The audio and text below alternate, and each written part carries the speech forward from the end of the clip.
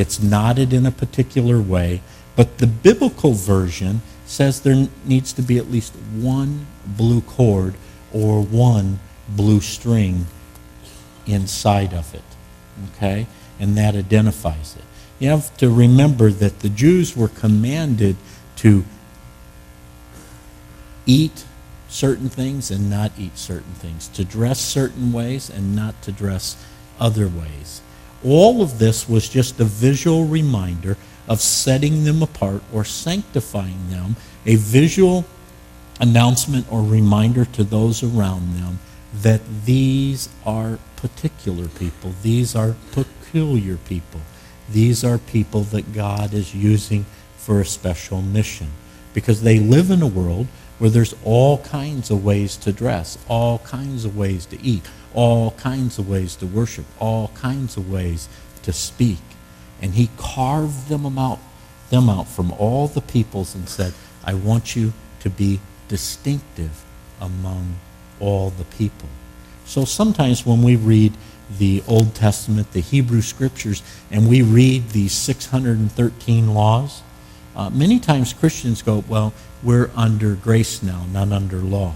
And that is true. However, if you will read most of the 613 biblical commandments in the Torah, in the first 5 books of the Bible, you'll find that most of those things you guys keep without thinking about it, because it's more than just not stealing.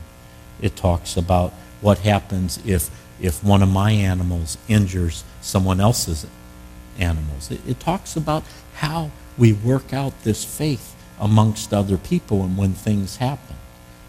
The biblical commands that are related to the sacrificial system, even for Jews today, they can't perform those because there is no temple.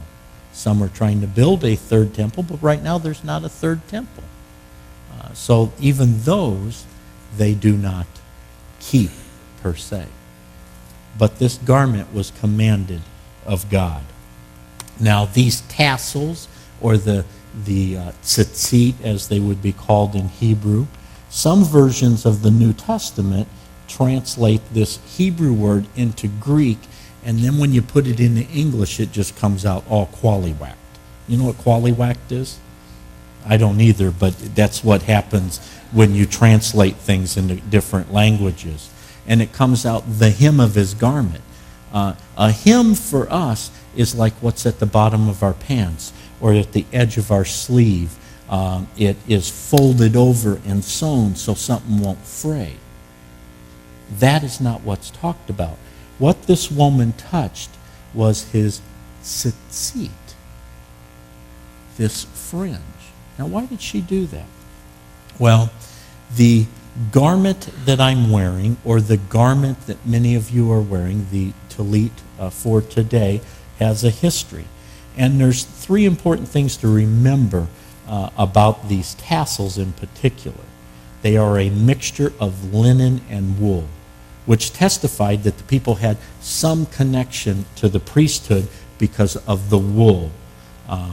And we need to realize that you may not be called to be the pastor, you may not be called to be the evangelist or the prophet or the teacher, but you have a connection to the ministry because everyone is called to share the good news. But some of our roles are different, and those in the fivefold are here to equip the others to do the work of the Lord. So it's just more of a different job specification, but all of us have a connection to the ministry. Full participation, not just watching from the sidelines, kind of like with the 5 minutes that you're hearing about. So there was a mixture of linen and wool. The wool thread in the tassel, wool comes from sheep or from a lamb, which testified their connection to the sacrificial system or the sacrificial lamb. So that wool in the tassel was just a reminder of the sacrifice and the atonement and the substitution of an animal for their wayward ways and for their sin, a visual reminder.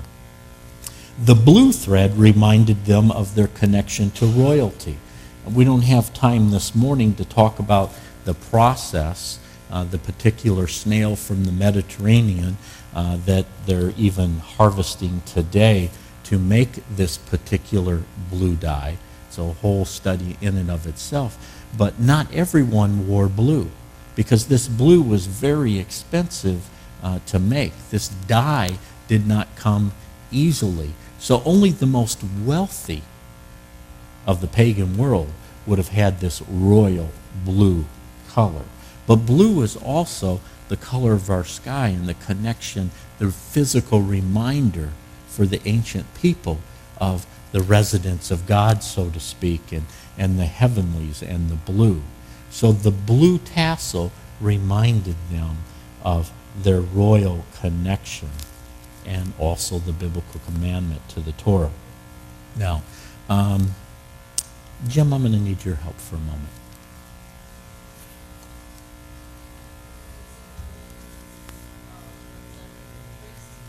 Yes.